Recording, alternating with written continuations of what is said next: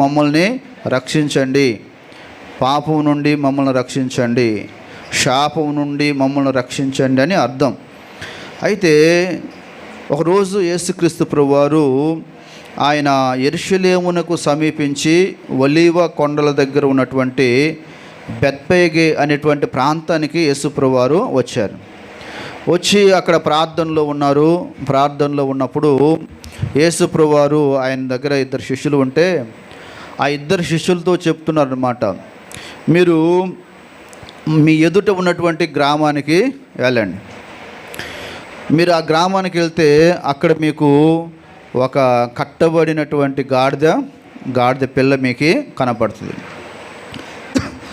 కాబట్టి మీరేం చేస్తారంటే ఆ గాడిద పిల్లను ఇప్పి నా దగ్గరికి మీరు తీసుకొని రండి. ఒకవేళ మీరు అది ఇప్పి తీసుకొని వచ్చేటప్పుడు మీతో ఎవరైనా ఏమైనా అన్నట్లయితే మీరేం చెప్తారంటే ఇవి ప్రభువునకు కావలసినవి. ఒకవేళ విప్పుతున్నప్పుడు ఆ యజమాని కానీ ఆ ఇంటి వారు కానీ అడుగుతారు, కాబట్టి ఇవి ప్రభువు కావలసినవి ఉన్నవి అని చెప్పండి. అప్పుడు వెంటనే అతడు వాటిని తోలి మీతో పాటుగా పంపిస్తాడు. వాటిని తీసుకుని రమ్మని యేసు ప్రభువారు చెప్పారు.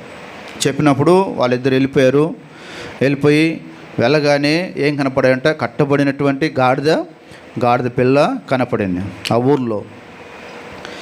వెళ్ళిన తర్వాత ఆ కనపడినటువంటి ఆ గాడిద పిల్లను ఇప్పి వారు తిన్నగా యేసు ప్రభు దగ్గరికి తీసుకుని వచ్చారు.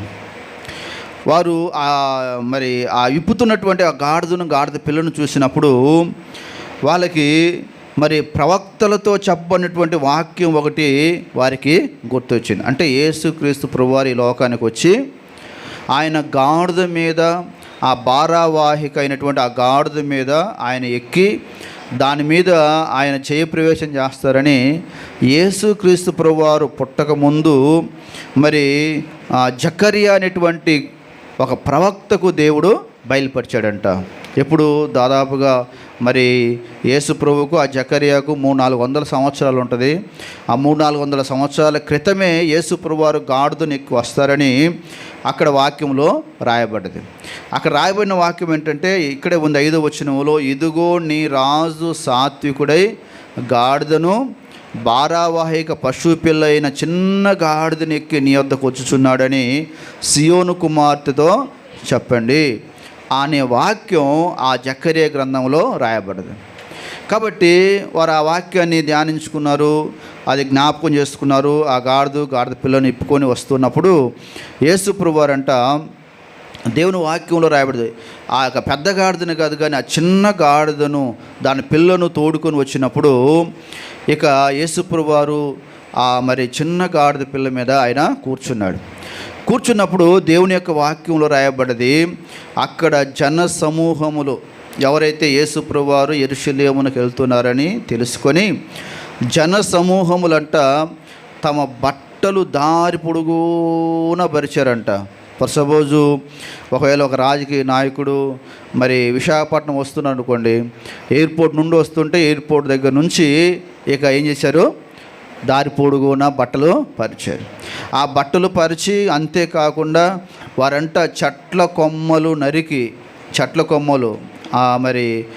మరి ఖర్జూరపు మట్టలు పిల్లరా మంచి విలువైనటువంటి చెట్ల కొమ్మలు నరికి ఇక పిల్లరా ఏం చేశారో తెలుసా, ముందు వెలుచున్నవారు వెనక వస్తున్నవారు తండోపతండాలుగా యేసు ప్రభువారిని వెంబడించి, ఒక రాజకీయ నాయకుడు పిల్లరా మరి బయలుదేరి వచ్చినప్పుడు ఎలాగైతే వెంబడిస్తారో అలాగే పిల్లరా యేసు ప్రభువారు చూడు, అసలు ఫస్ట్ ఇలాంటి మరి ర్యాలీ చేసిన వ్యక్తి ఎవరంటే ఒక యేసు ప్రభు. అసలు యేసు ప్రభుకున్న ఫాలోయింగ్ ఎవరికి లేదనమాట అప్పట్లో. అందుకే ఇప్పుడు యూదులు పిల్లరా ఆ రోజున్న పరిసయ్యులు శాస్త్రులు యేసు ప్రభు మీద కుట్రపడడానికి ప్రధాన కారణం ఏంటంటే ఆయన్ను జనాలు వెంబడిస్తున్నాడు, ఈయనకు ప్రజల్లో ఆదరణ ఉంది, ఈయనకు ప్రజల్లో మంచి పేరు ఉంది, ఈ పేరు తీసేయాలని చెప్పి యేసు ప్రభు మీద వారు కుట్రబడి ఆయన చంపడానికి ప్రయత్నాలు చేశారు.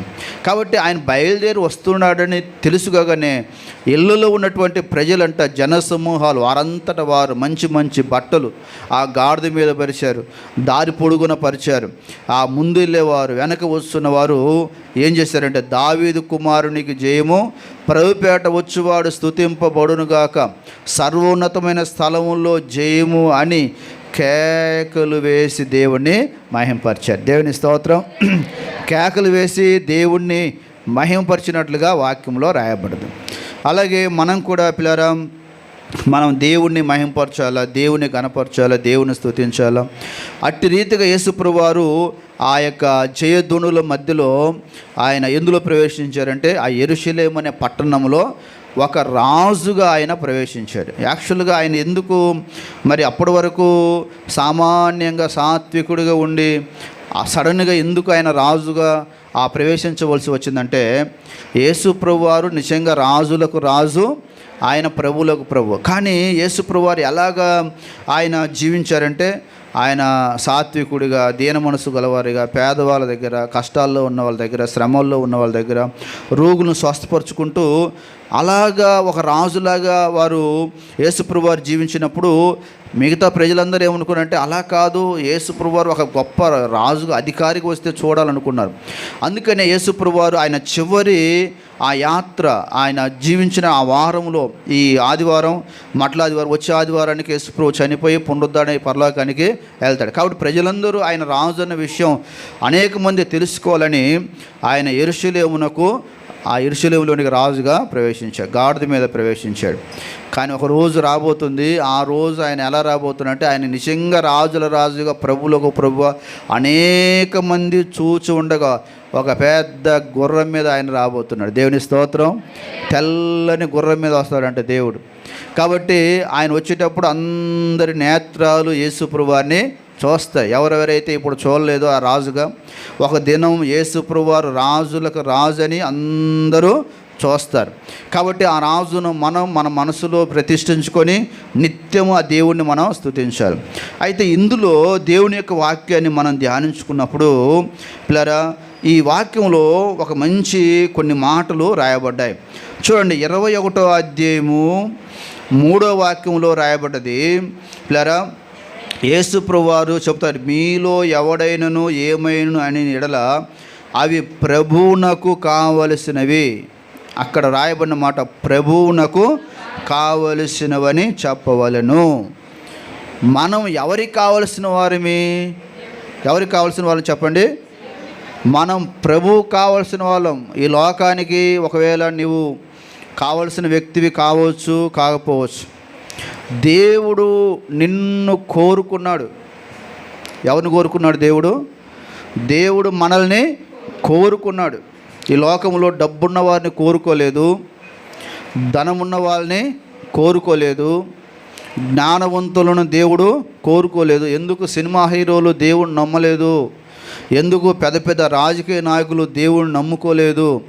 ఎందుకు గొప్ప గొప్ప కోటీశ్వరులు దేవుడిని నమ్ముకోలేదు అని కొన్నిసార్లు మనం అనుకోవచ్చు. కానీ దేవుడు అంటున్నాడు, నేను వారిని కోరుకోలేదు. ఒకే ఒక మాట బైబిల్లో ఉంది, నేను వారిని కోరుకోలేదు. బైబిల్ ఉంది, చూడండి, నా సొంత మాటలు కాదు. చూడండి, బైబిల్ గ్రంథంలో కొరింథీయులకు రాసిన మొదటి పత్రికలో, బైబిల్లో మనం చూద్దాం. చూడండి, కొరింథీయులకు రాసిన మొదటి పత్రిక, బైబిల్లో చూడండి, కొరింథీయులకు రాసిన మొదటి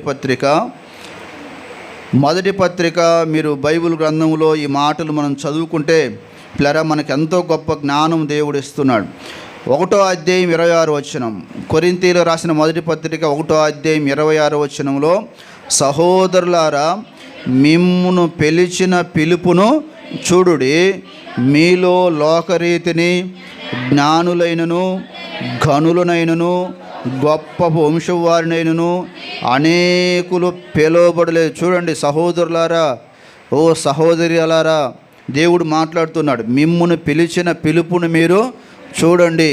మీలో జ్ఞానులు లేరు, మీలో ధనవంతులు లేరు, మీలో ఘనులు లేరు, మీరు గొప్ప వంశపు వారిని నేను పిలవలేదు, బలవంతులు నేను పిలవలేదు, సంపన్నులు నేను పిలవలేదు. అయితే ఎవరిని పిలిచాడు దేవుడు అంట? చదవండి, ఏమంటున్నాడు అక్కడ? ఏ శరీరయు దేవుని ఎదుట అతిశయింపకున్నట్లు జ్ఞానులను సిగ్గుపరచుటకు లోకములను వెర్రి వారిని దేవుడు ఏర్పరచుకున్నాడు. బలవంతులైన వారిని సిగ్గుపరచుటకు లోకములో బలహీనులైన వారిని దేవుడు ఏర్పాటు చేసుకుని, ఎన్నికైన వారిని వ్యర్థం చేయుటకు లోకములో నీచులైన వారిని, తృణీకరింపబడిన వారిని, ఎన్నిక లేని వారిని దేవుడు ఏర్పాటు చేసుకున్నాడు. అయితే ఆయన మూలముగా మీరు క్రీస్తునందు ఉన్నారు. దేవుని స్తోత్రం. కాబట్టి దేవుడు నిన్ను కోరుకున్నాడు. చూడండి, ఆ యొక్క కట్టబడినటువంటి గాడిదను ఎలాగైతే దేవుడు కోరుకున్నాడో, గాడిద దేని సాదృశ్యం అంటే, గుర్రమేమో గర్వానికి సాదృశ్యం అంట, గాడిద అది దేన మనసుకు సాదృశ్యం. దేవుని స్తోత్రం. సాత్వికానికి సాదృశ్యం. కాబట్టి గర్వాంధులను దేవుడు కోరుకోలేదు, ధనవంతులను దేవుడు కోరుకోలేదు, జ్ఞానవంతులను దేవుడు కోరుకోలేదు, బలవంతులను దేవుడు కోరుకోలేదు.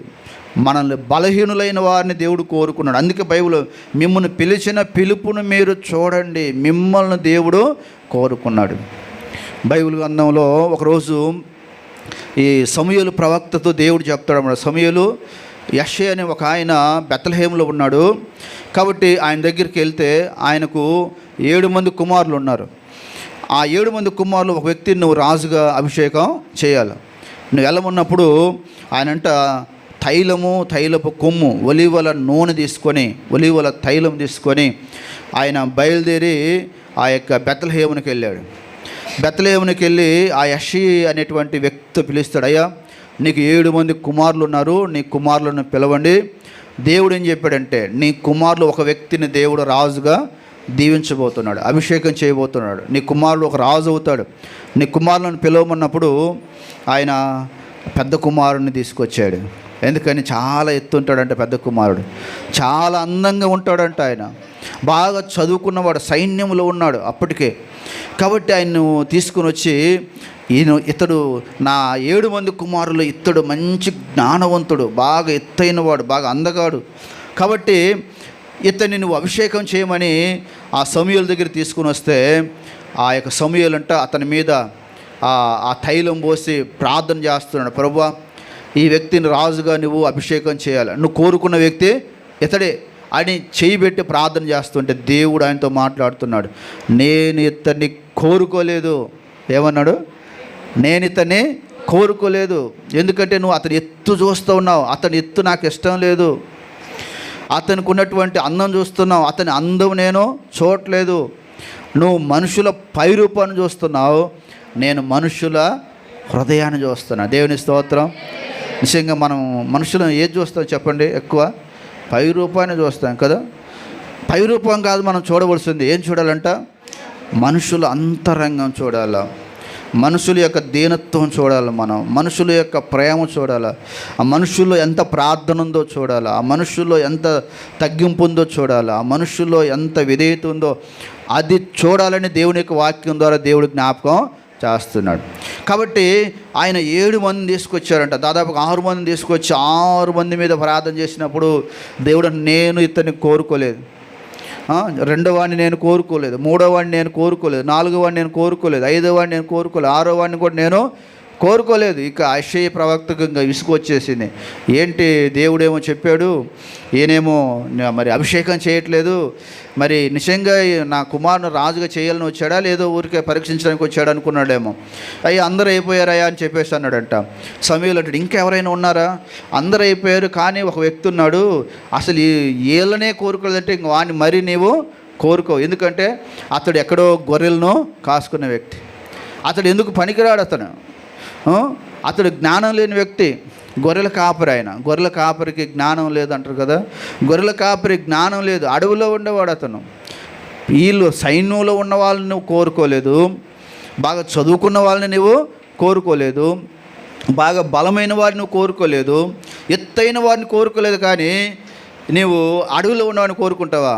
అస్సలు వాడినైతే అస్సలు నువ్వు కోరుకోవు అంటే, లేదు అతన్ని కూడా నీవు పిలిపించు అంటాడు. అప్పుడు ఈ యొక్క ఆ యెషయా అనే ఆయన, దావీదు నాన్నగారు, ఆ దావీదుకు కబురు పెట్టి పంపిస్తారన్నమాట. పంపిస్తే ఆ అడవిలో నుంచి ఒక చిన్న గిటార్ పట్టుకొని సితార తీసుకొని అప్పుడు ఆ అడవిలో ఉండి దేవుణ్ణి ప్రార్థన చేసేవాడు, పాటలు పాడేవాడు, దేవుని స్తుతించేవాడు. దావీదు అడవిలో ఉండి కూడా దేవుణ్ణి ఆ గొర్రెలను మేపుకుంటూ పాటలు పాడుకుంటూ దేవుని ధ్యానించుకుంటూ దేవుని స్తుతించుకుంటూ వెళ్ళేవాడు అనమాట. వీళ్ళ అన్నలు చదువుకున్నారు కానీ ఎప్పుడు దేవుణ్ణి స్తుతించినట్లుగా బైబిల్ ఎక్కడా లేదు. ఉందే చదివారు ఎప్పుడన్నా? ఎవరైనా చెప్పారు పాస్టర్ గారు? ఎక్కడన్నా కూడా దావీదు అన్నలు దేవుణ్ణి పాటలు పాడినట్లు కానీ, దావీదు అన్నలు 7 మంది ఎప్పుడైనా దేవుని స్తుతించినట్లు కానీ, దేవునికి కీర్తనలు వారు రాసినట్లు కానీ, దేవుని మహింపరచడం ఎక్కడ ఒక్క మాట కూడా రాయలేదు. కానీ దావీదు గాఢంధకారపు లోయలో సంచరించిన కూడా ఆయన ఏం చేసేవాడంట? ప్రార్థన చేసేవాడు, దేవుని స్తుతించేవాడు, పాటలు పాడేవాడు, మహింపరిచేవాడు. దేవా, నేను ఎక్కలేనంత ఎత్తైన కొండపైకి నన్ను ఎక్కించు. నేను గొర్రెల కాపరిని, యోగ్యత లేని వాడిని, అర్హత లేని వాడిని, ఎందుకు పనికిరాని వాడిని. దేవా, నేను అడవిలో తిరుగుతున్నాను, ఎడారిలో తిరుగుతున్నాను, కొండలో తిరుగుతున్నాను, రాళ్ళలో తిరుగుతున్నాను, మొలలో తిరుగుతున్నాను. నువ్వు తప్ప నాకు తోడు లేరు. నన్ను జ్ఞాపకం చేసుకోమని ప్రార్థన చేసుకుంటూ దేవుని మీద ఆధారపడి బ్రతికాడు. కాబట్టి దేవుడు చదువుకున్న వాళ్ళ దగ్గరికి వాళ్ళ కోసం కాదు పంపింది, ఈయన కోసం పంపారన్నమాట దేవుడు.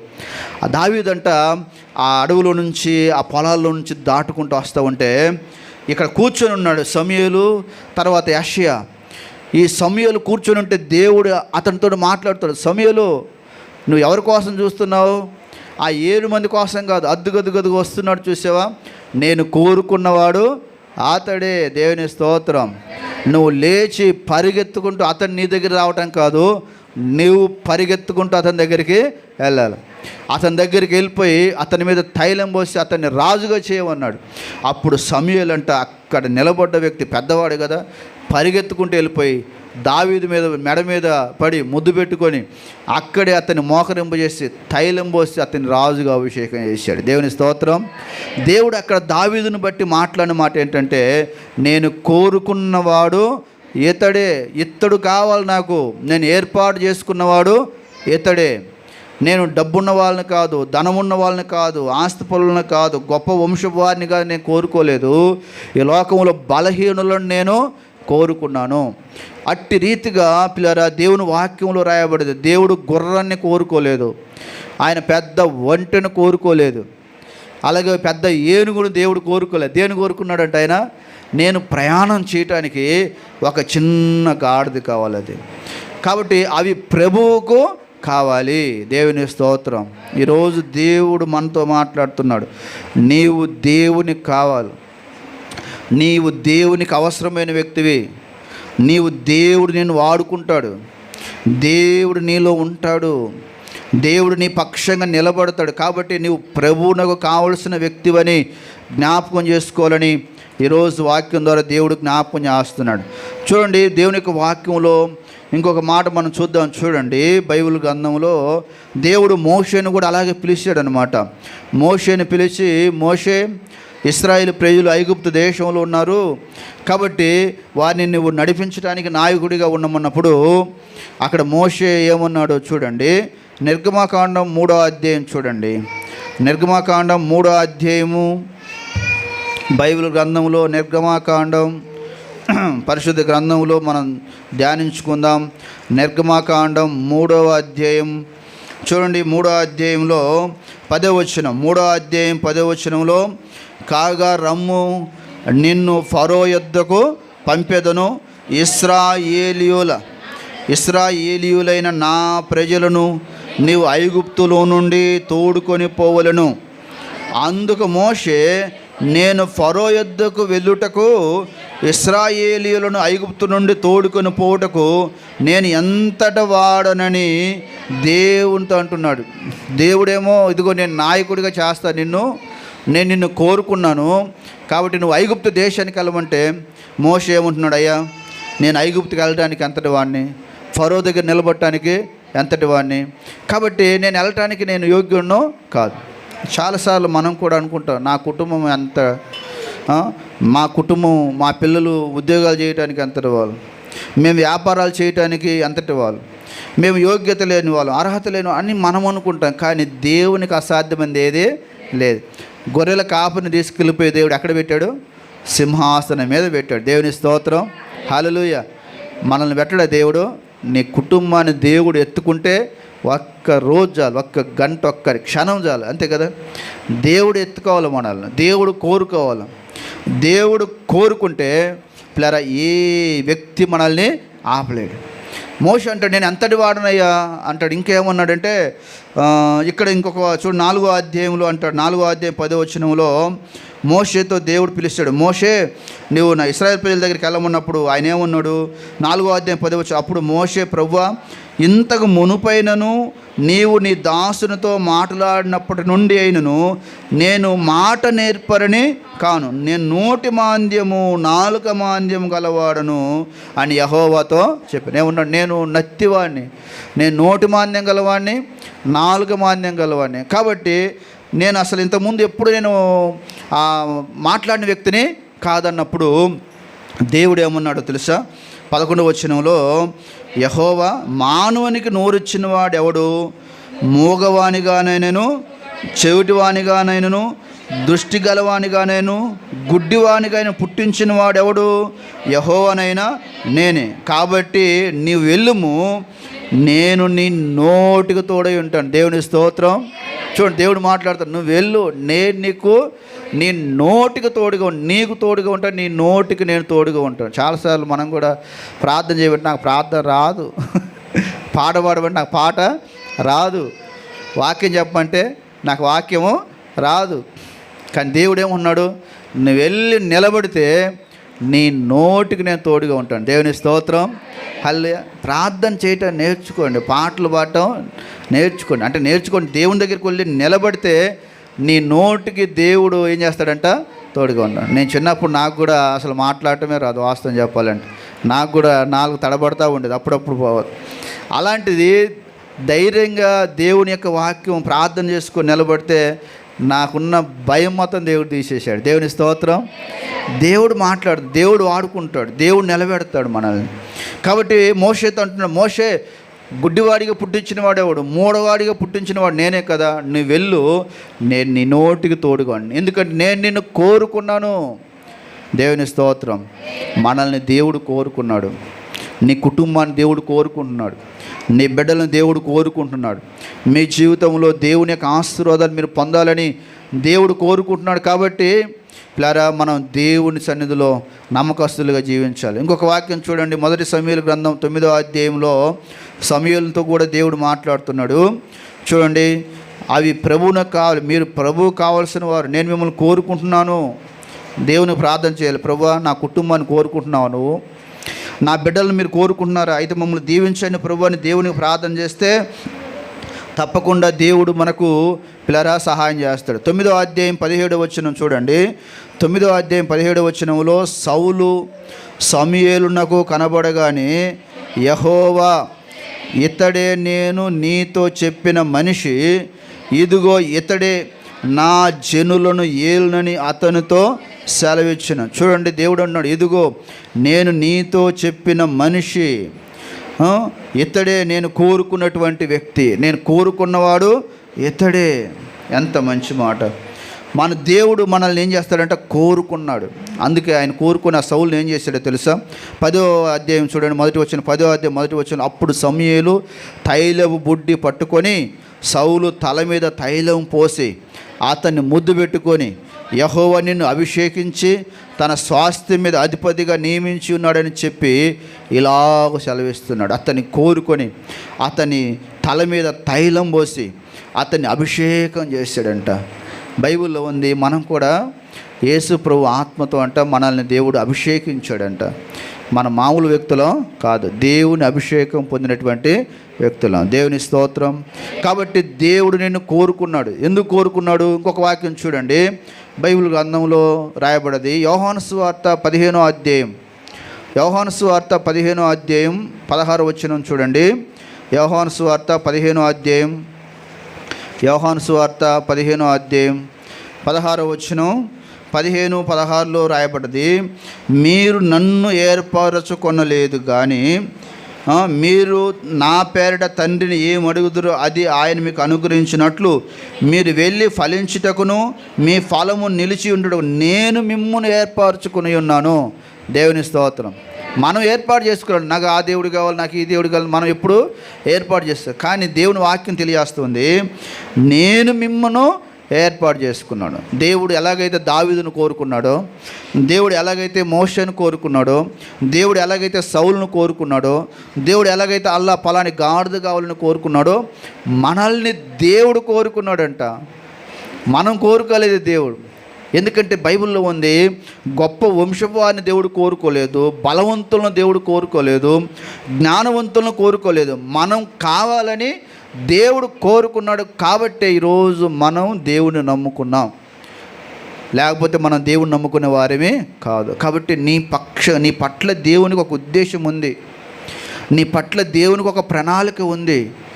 నీ పట్ల దేవుడు మరి జగత్తు పునాది వేయబడక మునిపే నువ్వు దేవుని దగ్గరికి వస్తావని, నీవు ఈ లోకంలో ఉంటావని, దేవుని కొరకు సాక్ష్యం బ్రతుకుతావని, దేవునికి నీ పట్ల ఆయన ఉద్దేశం ఉండి ఆయన నిన్ను కోరుకున్నాడు. కాబట్టి పిల్లరా, దేవుని బిడ్డగా ఈరోజు నీవు నేను ఉన్నాం. కాబట్టి దేవుడు మనల్ని కోరుకున్న బిడ్డలుగా మనం ఈ లోకంలో ఎలా ఉండాలంటే, ఇందాక మనం చదివాం కదా, చూడండి మత్తయి సువార్త 2వ మాట చూద్దాం. చూడండి 21వ అధ్యాయము తీసి పెట్టండి.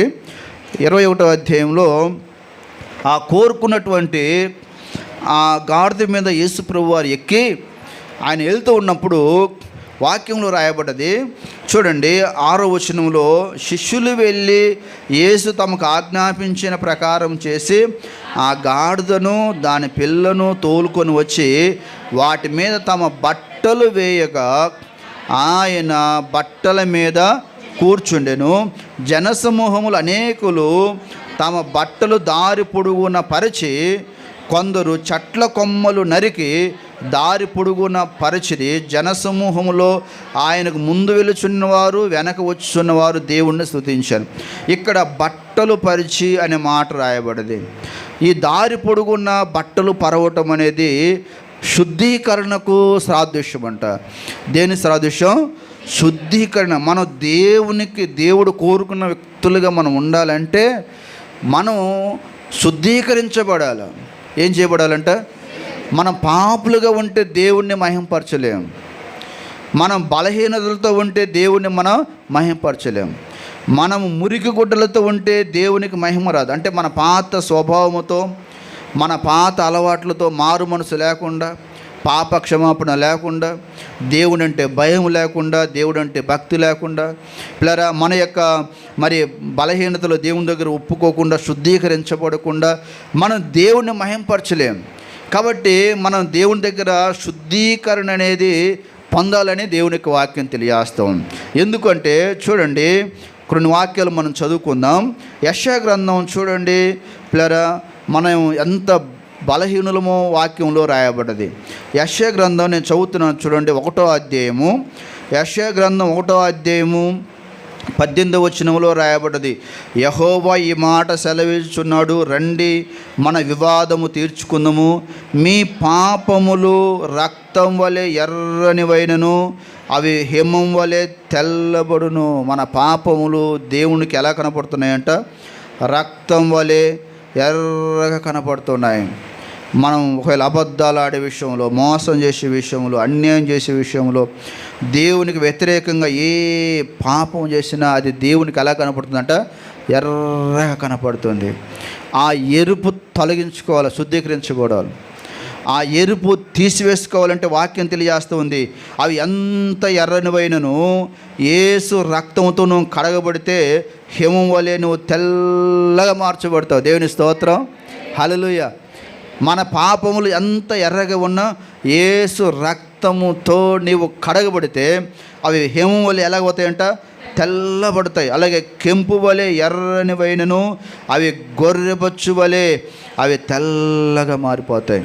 చాలాసార్లు నేను మంచిగా బ్రతుకుతున్నాను కదా, నేను ఇతరులకు సహాయం చేస్తున్నాను, నేను ఏ తప్పు చేయట్లేదు, ఏ పొరపాట్లు చేయలేదు, నేను ఒకవేళ బాప్తిసం తీసుకోకుండా పర్వాలేదు, నేను అందరికీ సహాయం కొంతమంది చెప్తుంటాను, నేను అందరికీ సహాయం చేస్తాను, దాన ధర్మాలు చేస్తాను, నేను ఉపవాసాలు ఉంటాను, కానీ నేను బాప్తిసం తీసుకోను, నేను రక్షణ పొందను అని కొంతమంది చెప్తూ ఉంటారు. అయితే దేవుని వాక్యం ఏముంటుందంటే చూడండి, 64వ అధ్యాయం మనం చదువుకుందాం. చూడండి యెషయా గ్రంథం 64వ అధ్యాయంలో, యెషయా గ్రంథం 64వ అధ్యాయం చూడండి, 64వ అధ్యాయం 6వ వచనంలో, మేమందరము అపవిత్రుల వంటి వారమైతిమి, మా నీతి క్రియలు మురికి గుడ్డవలే ఆయను, మేమందరము ఆకువలే వాడిపోతే. మన నీతి క్రియలు ఎలాంటివంటే దేవుని దృష్టికి అస్సలు అవి మురికి గుడ్డ లాంటివి. నువ్వు ఎన్ని దాన ధర్మాలు చేయి, పిల్లరా, నువ్వు ఎంత గొప్ప కార్యాలు చేయి, నువ్వు రక్షణ పొందకుండా, పాపాలు ఒప్పుకోకుండా, నీ పాపాలు యేసు రక్తంతో కడగబడకపోతే మన నీతి క్రియలు అని అంటే దేవుని దృష్టికి అలాంటివి అవి మురికి గుడ్లాగా కనపడతాయి.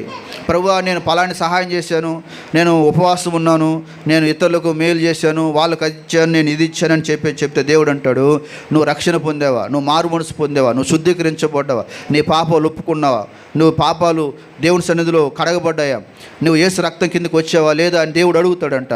అలా అడిగినప్పుడు, లేదు ప్రభువా నేను అన్నీ చేశాను కానీ నేను రక్షణ పొందలేదు, మారు మనసు పొందలేదంటే దేవుడు అంటాడు, నీ నీతి క్రియలు నా దృష్టికి అవి మురిగొడ్డలు. కాబట్టి దేవుని యొక్క వాక్యం, మేమందరం ఆకువలు ఏం చేస్తామంట, మేము వాడిపోతాం, గాలివానకు కొట్టుకొని పోవునట్లుగా మా దోషములు మమ్మల్ని ఏం చేస్తాయి, కొట్టుకొని పోతాయి అంతే. పిల్లరా, రక్షణ పొందకుండా, మారు మనసు పొందకుండా, పాపాలు ఒప్పకుండా, శుద్ధీకరణ పొందకుండా మనం ఈ లోకంలో ఎన్ని నీతి క్రియలు చేసినా దేవుని దగ్గరికి వెళ్ళినప్పుడు అంట పిల్లరా మనం కొట్టుకెళ్ళిపోతాం. గాలికి ఎలాగైతే పొట్టు ఎగిరిపోద్దాం అలాగే మన దోషాలు మనల్ని కొట్టుకొని తీసుకెళ్ళిపోతాయి, నరకానికి పట్టుకెళ్ళిపోతాయి. కాబట్టి దేవుని యొక్క వాక్యం తెలియజేస్తూ ఉంది, మనం ఏం చేయాలంట, మనం శుద్ధీకరించబడాలి, పవిత్రపరచబడాలి. పవిత్రపరచబడాలంటే ఎవరు పవిత్రపరుస్తారు మనల్ని? చూడండి, మొదటి యోహాను పత్రిక చదవండి, త్వరగా మనం ప్రార్థన చేసుకుందాం. యోహాను రాసిన మొదటి పత్రిక 1వ అధ్యాయంలో మనకు ఎలాగ వస్తుంది రక్షణ, మనం ఏ విధంగా పవిత్రపరచబడతాం? నీళ్ళతో స్నానం చేస్తేనా? కాదు పిల్లరా. ఏదన్నా ఒకవేళ పెద్ద నదిలో తిరిగితే మనకు శుద్ధీకరణ వస్తుందా? రాదు. ఎలాగ వస్తుంది? దేవుని యొక్క వాక్యంలో చూడండి, మొదటి యోహాను పత్రిక 1వ అధ్యాయం, యోహాను రాసిన మొదటి పత్రిక 1వ అధ్యాయం 7వ వచనములో, అయితే ఆయన వెలుగులో ఉన్న ప్రకారం మనము వెలుగులో నడిచిన ఎడల మనం అన్యోన్య సహవాసం గలవారు ఎందుము, అప్పుడు ఆయన కుమారుడైన యేసు రక్తం ప్రతి పాపం నుండి మనల్ని పవిత్రులుగా చేయండి. దేవుని స్తోత్రం. యేసు ప్రభు ఎందుకు రక్తం కార్చాడో తెలుసా? యేసు ప్రభు ఎందుకు సిలువ వేయబడ్డాడో తెలుసా? యేసు ప్రభు 1-40 దెబ్బలు ఎందుకు తిన్నాడో తెలుసా? ఆయన చేతుల్లో ఎందుకు మేకులు కొట్టబడ్డాయో, ఆయన కాళ్ళలో ఎందుకు మేకులు కొట్టబడ్డాయో, ఆయన శరీరం అంతా నాగల సాలవలే ఎందుకు దున్నబడిందంటే వాక్యం తెలియదు. యేసు కార్చిన రక్తం వలన మనం పవిత్రులుగా చేయబడటానికి, అందుకు యేసుప్రభువు రక్తం కార్చాడు.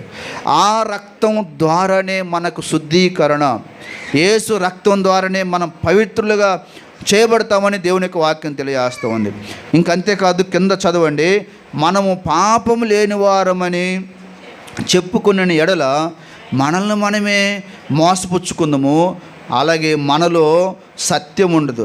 మన పాపములు మనం ఒప్పుకొని ఎడల ఆయన నమ్మదగిన వాడు, నీతిమంతుడు గనక ఆయన మన పాపములను క్షమించి సమస్త దుర్నీతి నుండి మనల్ని పవిత్రులుగా చేస్తారు. మన పాపాలు దేవుని దగ్గర ఒప్పుకోవాలి, శుద్ధీకరించబడాలి. ప్రభువా, నేను పాపిని, నేను బలహీనుని, యోగ్యత లేనివాడిని, అర్హత లేనివాడిని, దేవా నీకు వ్యతిరేకంగా ఎన్నో తప్పులు చేశాను, ఎన్నో పాపాలు చేశాను, ఎన్నో పొరపాట్లు చేశాను, దేవా నన్ను క్షమించండి, దేవా నన్ను మన్నించండి, దేవా నీ రక్తంతో నన్ను కడగండి అని దేవుని దగ్గర ఏం చేయాలి? మనం శుద్ధీకరించబడాలి. దేవుని స్తోత్రం.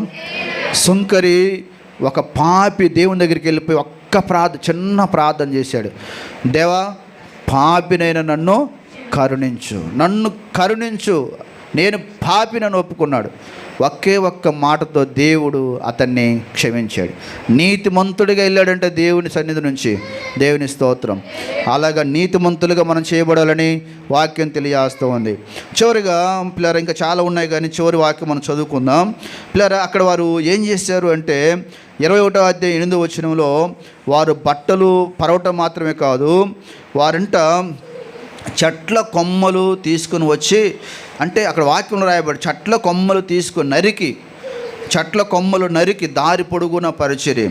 ఇందులో మనకేం కనపడుతుందంటే, నేను దేవుని కోసం ఏదో ఒకటి చేయాలి. ఏం కనపడుతూ ఉంది? యేసుప్రభువు వారు ఆ మార్గంలో వెళ్తూ ఉన్నాడమ్మా. ఆ మార్గంలో వెళ్తూ ఉంటే ఇళ్ళల్లో ఉన్న వాళ్ళకి ఏ ఆలోచన వచ్చింది? నేను దేవుని కోసం ఏదో ఒకటి చేయాలి, నేను దేవుని కోసం ఏదో ఒకటి చేయాలి. చూడండి, మనం లెంట్ డేస్ ప్రార్థన పెట్టుకుంటే అందరూ నేను ఏదో ఒకటి చేయాలి. చాలామంది 20 మంది వచ్చిన వాళ్ళు ఒక్కొక్కళ్ళు నేను దేవుని కోసం, దేవుని బిడ్డల కోసం ఏదో ఒకటి చేయాలి. అంటే ఇప్పుడు వీళ్ళకి ఏది కలిగిందంటే మేము దేవుని కోసం ఏదో ఒకటి చేయాలి. మరి ఈరోజు దేవుని యొక్క వాక్యం ద్వారా దేవుడు మాట్లాడుతున్నాం. నీ కోసం దేవుడు ఎంత చేశాడంటే ఆయన ప్రాణం పెట్టినంతగా తన జీవితాన్ని సమర్పించాడు. మరి నీవు దేవుని కోసం ఏం చేసావు? దేవుడు అడుగుతాడంట మనల్ని, నీవు దేవుని కోసం ఏం చేసావు? నువ్వు దేవుని కోసం ఏ ప్రయాసపడ్డావు? నువ్వు దేవుని కోసం ఎంత ద్రాతృత్వం కలిగి ఉన్నావు? నువ్వు దేవుని కోసం ఎలాంటి ఉత్తమమైన దాన్ని ఏర్పాటు చేసుకున్నావు? నువ్వు దేవుని కోసం దేవుణ్ణి ఎప్పుడైనా సంతోషపెట్టావా? దేవుణ్ణి ఆనందపరిచావా? దేవుణ్ణి మహింపరిచావా అని దేవుడు అంటే మనల్ని అడుగుతాడు. వాక్యంలో చూడండి, బైబిల్ గ్రంథంలో కొంతమంది దేవుని కోసం ఏం చేశారో ఆ వాక్యాలు మనం చదువుకొని ప్రార్థన చేసుకుందాం. 2 కొరింథీయులకు రాసిన పత్రిక 8వ అధ్యాయము చూడండి. బైబిల్ గ్రంథంలో పిల్లరా, దేవుడు ఒకరోజు మనల్ని అడుగుతాడంట, నేను మంచి ఆరోగ్యం ఇచ్చాను, నీకు శక్తినిచ్చాను, బలం ఇచ్చాను, ఒకవేళ ఉద్యోగం ఇచ్చాను, వ్యాపారం ఇచ్చాను, మరి నీవు నా కోసం ఏం చేసావు అని అడిగితే మనం ఏం చెప్తాం? అయితే వాక్యంలో రాయబడ్డది 2 కొరింథీ 8వ అధ్యాయము చూడండి. 8వ అధ్యాయం 1-2 వచనాల్లో మనం చూస్తే, సహోదరులారా, మాసిదోనియా సంఘములకు అనుగ్రహింపబడి ఉన్న దేవుని కృపను గూర్చి మీకు తెలియజేయుచున్నాను. ఏలయనగా వారు బహు శ్రమల వలన పరీక్షింపబడగా అత్యధికముగా సంతోషించిరి. శ్రమల్లో ఆ మాసిదోనియాలో ఉన్న సంఘం అంట దేవుని కోసం అత్యధికంగా సంతోషించారు. మరియు వారు నిరుపేదలైనను వారి దాతృత్వము బహుగా విస్తరించిన. దేవుని స్తోత్రం. ఈ మాసిదోనియా అనేటువంటి ఒక ఊర్లో ఒక సంఘం ఉంది. ఆ సంఘంలో అందరూ నిరుపేదలే, పని చేసుకున్నవారు, కూలి పని చేసుకున్నవారు, ఇళ్ళల్లో పని చేసుకున్నవారు, చిన్న చిన్న వ్యాపారాలు చేసుకున్నవారు. అయితే వారు నిరుపేదలైనను వారికి ఉన్నటువంటి దాతృత్వం అంట బహుగా విస్తరించిందంట. అపోస్తలుడైన పౌలు వాళ్ళ గురించి చెప్తా ఉన్నాడు. అంటే దేవుని కోసం, దేవుని యొక్క స్వార్థ కోసం వాక్యంలో ఉంది కదా, మాసిదోనియా సంఘమునకు అనుగ్రహింపబడిన దేవుని మహాకృప. దేవుని స్తోత్రం.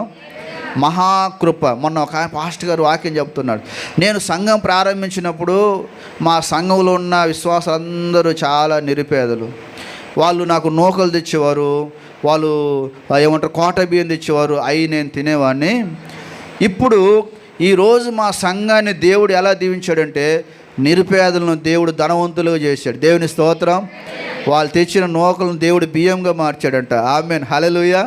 వారు తెచ్చిన కోట బియ్యాన్ని దేవుడు ఏం చేశాడు? సోనా మసూరి బియ్యంగా మార్చాడంట. ఇప్పటికిప్పుడు మా సంఘానికి ఎవరైనా 25,000 మంది 30,000 మంది వస్తే 1 గంటలో మేము భోజనం చేసి పెడతామని చెప్పాడు ఆయన. ఎంత గొప్ప ఆశీర్వాదం. దేవుని స్తోత్రం. అలాగే పౌలు గారు అంటున్నాడు అనమాట, ఆ మాసిదోనియా సంఘం వారు నిరుపేదలైనను వారు దాతృత్వం కలిగిన వాళ్ళు, వారు దేవునికి ఇచ్చే విషయంలో వారు ఎప్పుడు వెనకాడేవారు కాదు. వాక్యంలో ఇంకొక వాక్యం అక్కడే ఉంది చూడండి, 3వ వచనంలో, ఈ కృప విషయంలో పరిశుద్ధుల కొరకైన పరిచర్యలో పాలు పొందు విషయంలోనూ మనపూర్వకంగా మమ్మును వేడుకొనుచు వారు తమ సామర్థ్యం కొలదీయగాక, సామర్థ్యము కంటే చూడండి అక్కడ ఏముంది, సామర్థ్యం అంటే ఇచ్చే స్తోమత ఉంది, ఆ స్తోమత కంటే ఎక్కువగా తమంతట తామే ఇచ్చిరని మీకు నేను సాక్ష్యము చెప్పుచున్నాను. వాళ్ళకి స్తోమత లేకపోయినా దేవుని సేవకు ఇచ్చారు, వారికి స్తోమత లేకపోయినా దేవుని పరిచర్యకు ఇచ్చారు, దేవుని సేవలో వాడబడ్డారు, దేవుని సేవ కోసం దాతృత్వం కలిగి జీవించారు. కాబట్టి వారిని గురించి పౌలు ధైర్యంగా దేవుని సన్నిధిలో సాక్ష్యం చెప్పాడు. అందుకే దేవుని వాక్యం తెలియజేస్తాను, నువ్వు దేవుని కోసం 1 రూపాయి ఖర్చు పెట్టినా, దేవుని సేవ కోసం నువ్వు 1 రూపాయి చందా వేసినా, దేవుని సేవ కోసం నీ దాతృత్వం కలిగి పరిచర్యలో నువ్వు 1 చెయ్యి వేస్తే నిన్ను దేవుడు ఆస్వాదిస్తాడు. దేవుని స్తోత్రం.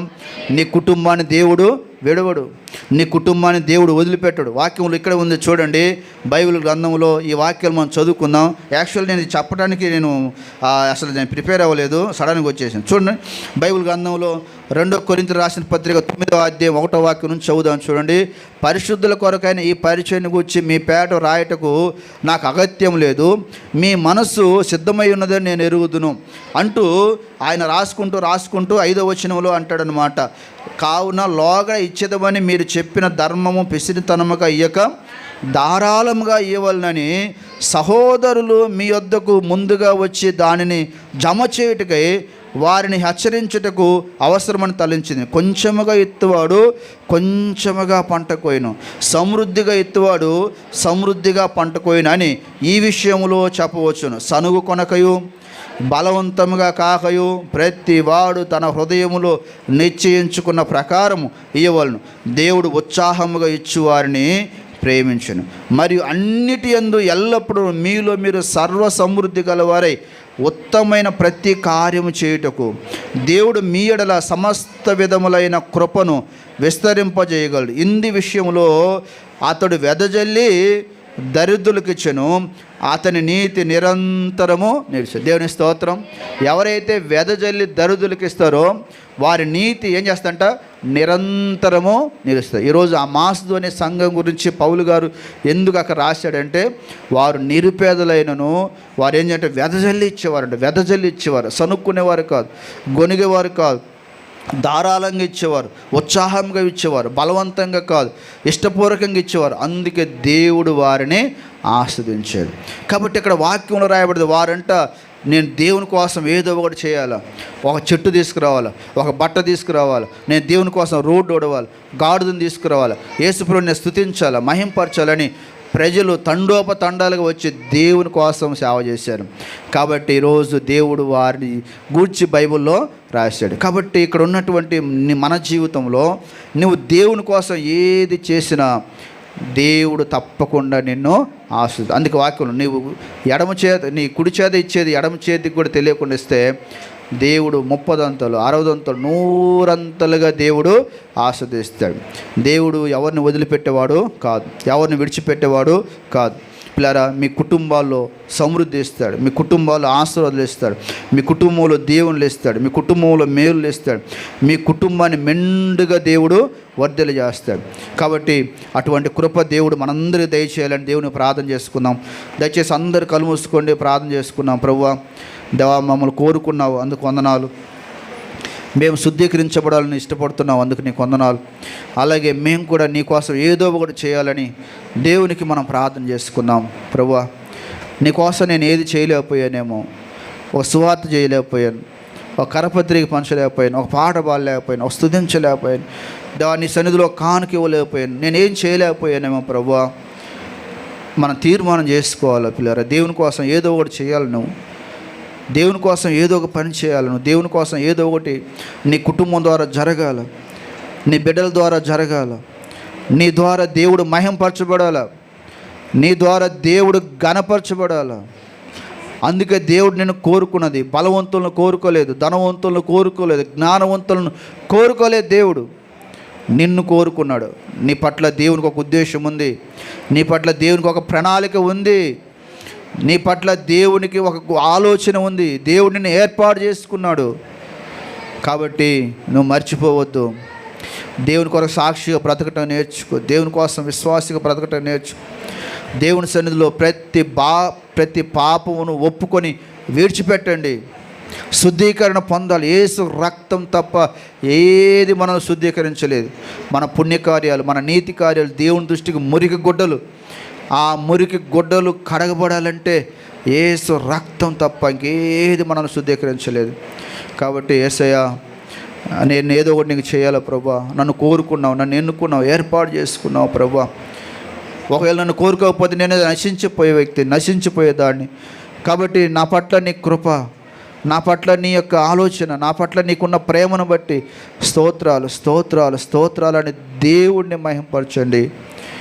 తప్పకుండా నిన్ను బట్టి ఒకరోజు దేవుడు సాక్ష్యం చెప్తాడు. మాసిదోనియ సంఘం దేవుని కృపను పొందిన సంఘం. అలాగే నిన్ను బట్టి ఫలాని వ్యక్తి అనే పేరు పెట్టి నిన్ను బట్టి దేవుడు మహింపరుస్తాడు.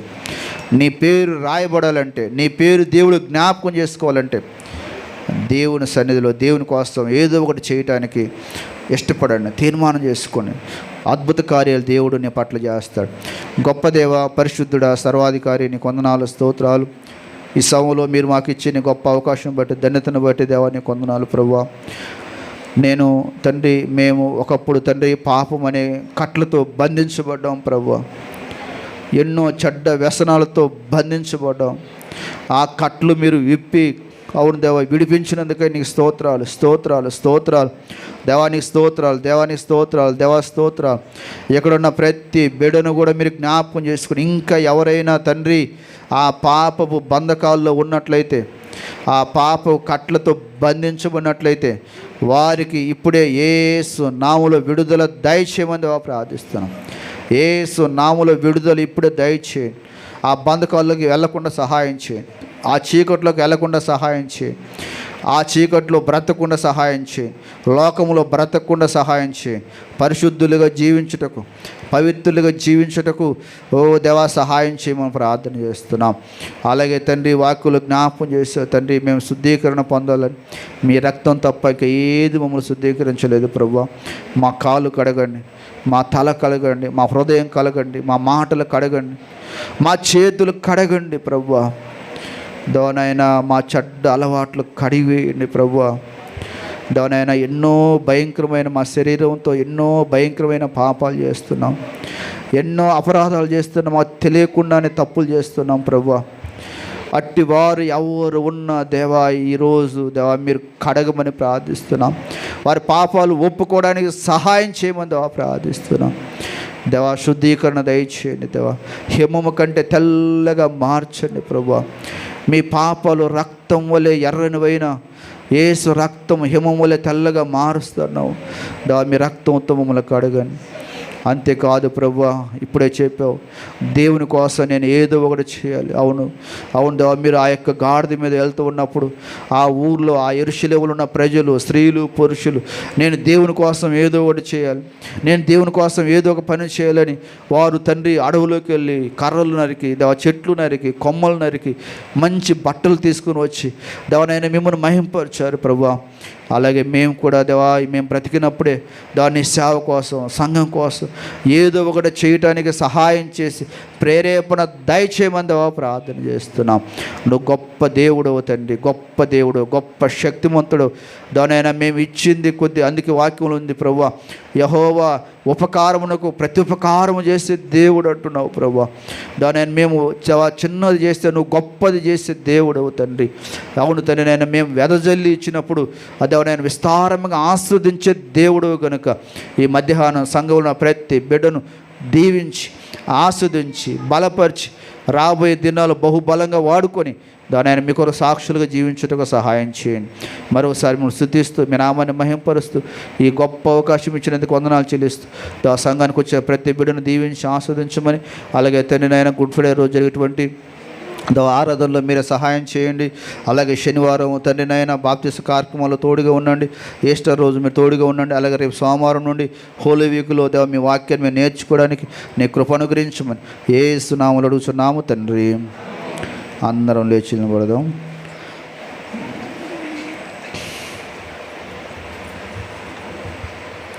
నిన్నే ప్రేమింతును, నిన్నే ప్రేమింతును యేసు, నిన్నే. అందరు పాడండి.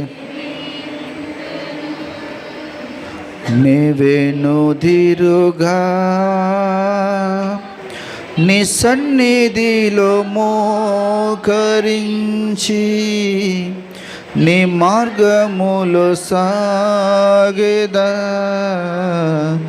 నిరసించకనే సాగెదా, నీవెనుదిరుగా నీ సన్నిధిలో మోకరించి నీ మార్గములో సాగెదా, నిరసించకనే సాగెదా, నీవెనుదిరుగా నిన్నే ఆరాధింతును, నిన్నే. అందరు పాడండి దయచేసి మీ స్వరాలెత్తి. నిన్నే ఆరాధింతును, నేవేనుదిరుగా నీ సన్నిధిలో మోకరించి నీ మార్గములో నిరసించకనే సాగేదా, నేవేనుదిరుగా. మన తండ్రి దేవుని ప్రేమ, ప్రభువైన యేసుక్రీస్తు వారి కృప, పరిశుద్ధ ఆత్మైన సహవాసం, సమాధానం మనందరికీ, మన సంఘానికి ఇప్పుడు ఎల్లప్పుడూ సదాకాలం తోడేండి కాపాడునగాక. ఆమేన్. అందరికీ వందనం. ప్రైజ్